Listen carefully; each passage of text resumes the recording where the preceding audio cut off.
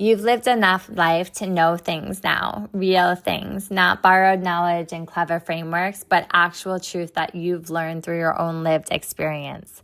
And yet, when you try to share it, you sometimes will fumble. You'll find yourself explaining, repeating, circling, over-explaining, trying to make your insight land.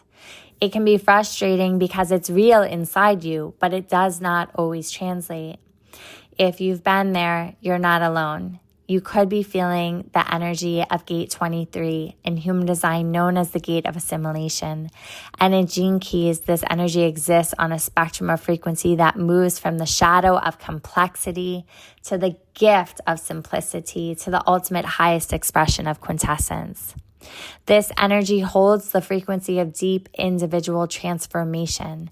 It's actually not about theory. It's about what life has worked through you.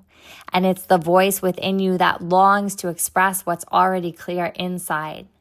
But the key to working with it is to work with it when the moment is correct. That's part of the medicine of this energy. It's not about what you say, it's about when you say it. Because when the timing is off, this energy can feel awkward or be misunderstood and sometimes even be completely dismissed. And so what happens in those instances is you try again. You decorate your insight with more language, or you repeat yourself, holding the hope that this time it will land. But here's the truth. Repeating yourself to be understood is not the same as being clear. The energy here reminds you that clarity does not come from adding more.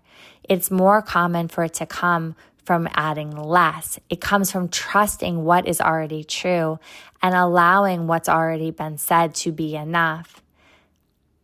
This is where the gift of simplicity lives. There's a hands-off of you needing to express what is true while also not being responsible for how it lands.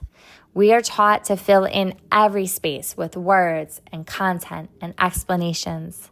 But some of the greatest insights actually live in the space, in the pause, in the simple distillation, in the refined sentence that speaks volumes without needing to be repeated.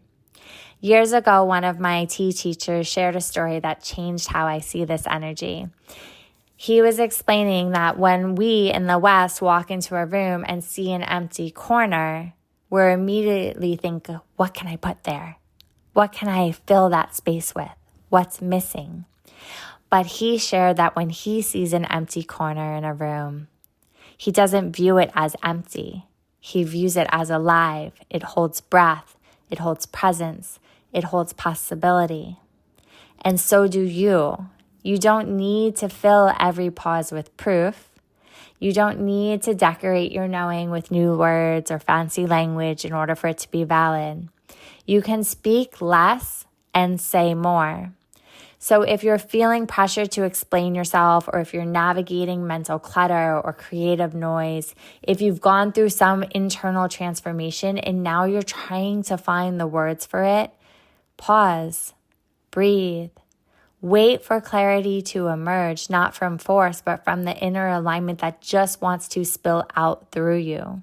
Because the expression that's most powerful does not come from your mind, it comes from your essence. It's the voice of something that's being real in you. And when you're ready to speak from there, you don't need many words. You just will have the correct ones.